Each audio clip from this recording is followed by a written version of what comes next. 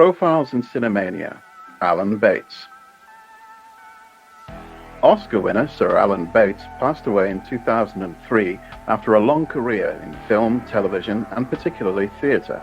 He was one of those theatrical knights, came up through theatrical productions in Britain and Canada, and was immediately a star.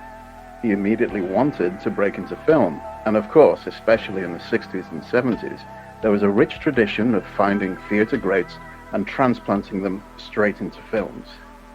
He was known for playing intense, gritty parts, and especially ones which needed a certain charisma.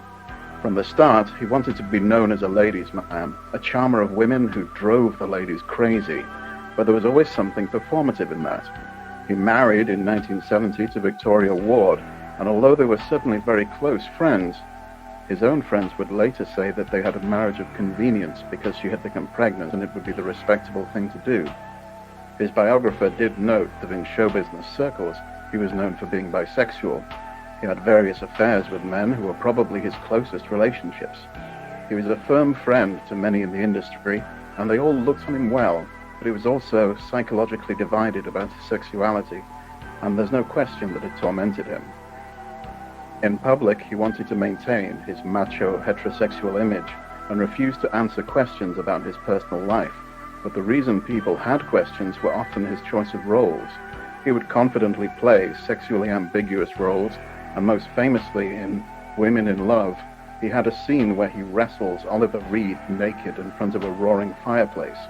That scene cemented itself in the collective consciousness and became like a symbol for rampant feminine lust in a conservative age. It was a bit of a joke that would be referenced in comedy a lot. You know, a lady of a certain age would mention that scene from Women in Love, and you knew exactly why she was getting the vapors.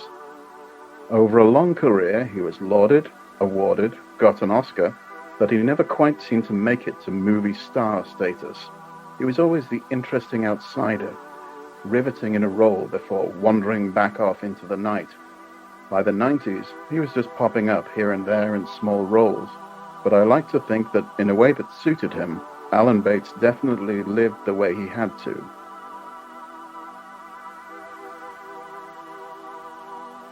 This has been another Profile in Cinemania.